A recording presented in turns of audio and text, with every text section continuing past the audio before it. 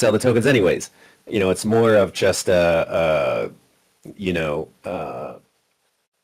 these tokens are more of uh, I don't know when, like a 1 year, 2 year, 3 year, hope that this network really takes care of itself and then becomes valuable one day. So curious your guys' thoughts.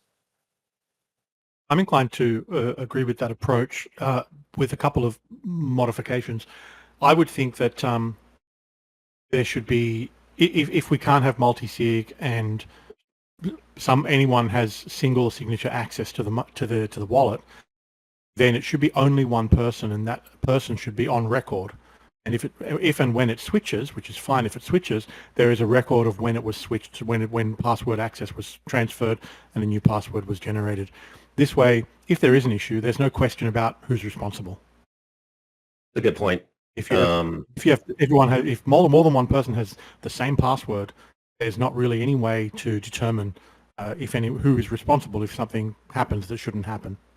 You're right. And it would kind of potentially could, because of that aspect that no one would know, incite someone to act. Right, and then there's the blame game that happens straight after that. It wasn't me. Well, it wasn't me, and you can't prove it. Right. Can you just change that where you say security, there should be one manager? I would say there should be one manager at a time.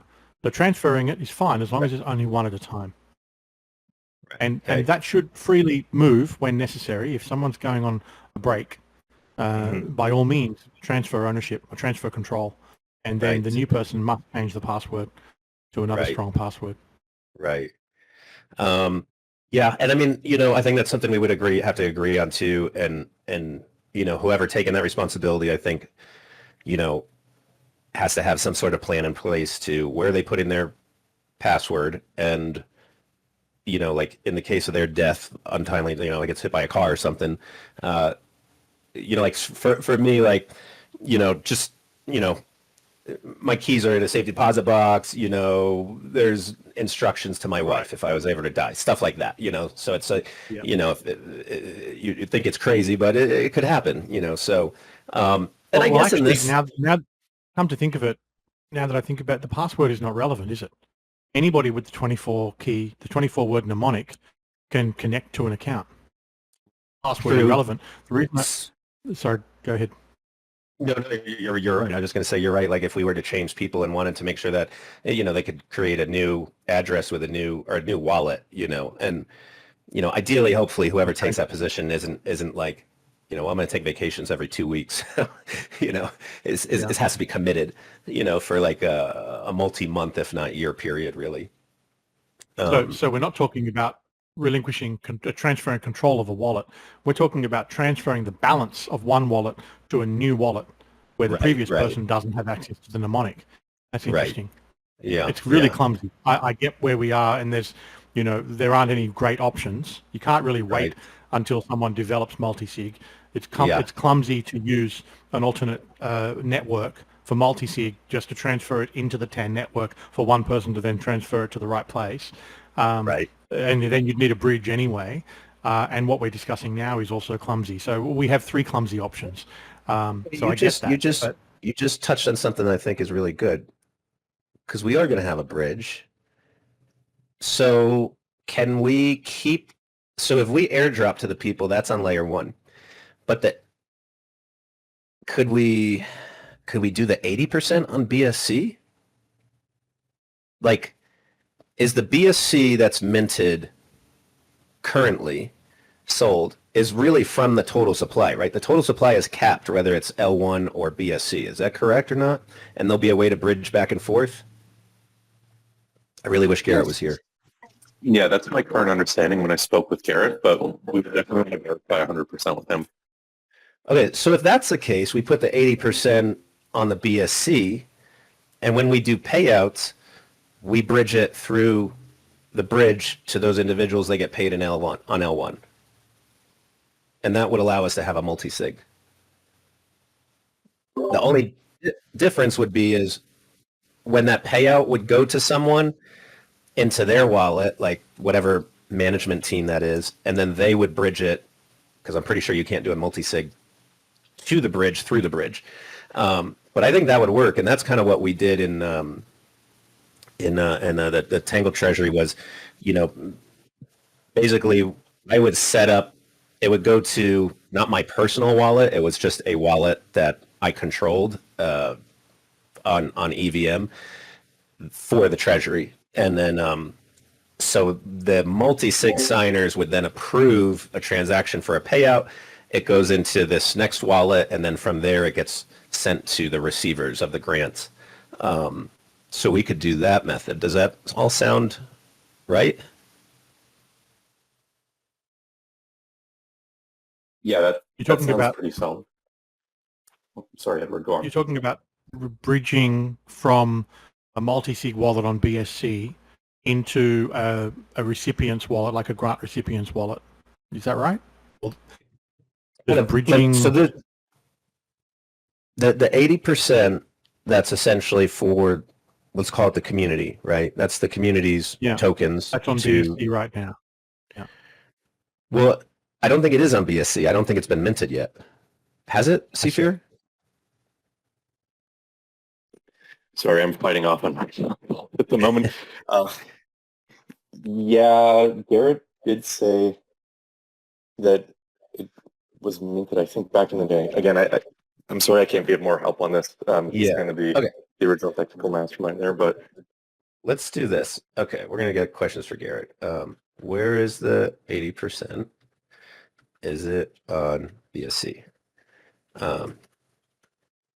If on BSC or not minted, can it be put on BSC in a multi-sig? Okay, if we get it on a multi-sig in BSC, and then we also want to know what is the timeline for bridge to be built. Can we do payouts from BSC multi-sig to receivers on L1 through the bridge? Okay. Okay. If it's already minted on BSC, I didn't know that. I couldn't remember what percentage was like went for that initial sale and where that came from. But if we, it sounds like. Sorry to cut you off. My understanding is that it was minted, but the amount released for the initial sale has been like circulated lower than the 5% that we planned. That's right. Okay. Okay. Well, if that's the case, if the 80% is on BSC minus whatever was sold in the initial sale, which I think was like less than 0.5% or something, then that'd be great. We can put that in a multi-sig. There'd be multi-sig signers. And then when we need to do payouts, really someone should be just designated that it goes from the multi-sig into that person. They then bridge it to L1 and pay out in L1. Or, I mean, I guess we could pay out on BSC too. I guess either works. Sometimes I think it's always good if, if the goal is to get activity to L1, then, as an organization, you try to kind of bring that activity to L1. But yeah, at least that's better than what my initial thoughts were, because I forgot about the bridge aspect of it. Bill Poe was saying, yeah, it gets tricky without multi-sig. I think we have to do it on BSC. I feel like EVM solutions would take a long time to get released. Yeah, totally agree. Okay, because depending on if we get some people applying for the lead position or not, I think we as a group should start taking the next steps of, if we don't get someone solid in the next week, then we start breaking down the annual, break down the monthly, and figure out how many tokens we have to start giving out for incentives. And I think sometimes the best way to figure out if something's working or not is just to get it going. So if we were to, figure out, okay, let's say July, we're going to start giving out incentives, July 1st. So we have this much for this quarter, and we want to do this much for this first month. And then we start doing things like, marketing, branding, visuals. If we want someone to kind of maybe go through our GitHub and do a consult and, do like a strength weakness benefit on what it is and what it compares to different cryptos, potentially could reach out. I can reach out to, I think at that point we can start reaching out even to probably first the IOTA community and those developers who have experience with other crypto GitHubs and try to get people involved, and then think that getting the incentives going would be really good. And then the next step would be to really focus on getting those validators. I think it was the group, 5 coordinators. So we need to try to get 5 coordinators. There was an individual in the governance or general channel that said they're open to being a coordinator. Personally, I'm always a fan of like a team, like a developer team, like someone like DLT Green or, a Tangle Pay, like a group that has basically a financial incentive in the network. But what we could certainly do is start talking about out of the incentives, how much do we want to give for incentives to coordinator if we're looking for, let's say, 5 to 7 coordinators. Does that make sense? This might not already be on the agenda for today, but I might bring it up and you can decide, JD, whether we're going to talk about it. One of the things that concerns me is we're handing out incentives and pay for the lead and incentives for the coordinators in TAN. That's handing out TAN without having anything to do with TAN having nothing to do. Right. It seems to me that we need a reason for people to want TAN. It needs to be Right. you need to be able to buy something or to do something with it. And I don't just mean staking, although I do mean staking, but not only staking. I don't know whether it's the right time to talk about it, but my question would be, for the right time, what are the first couple of things that TAN is going to do from a utilitarian perspective, from a currency perspective? That's an absolutely great question. It's like you create a town, you give a bunch of people money, and there's no stores to go spend it at. Right.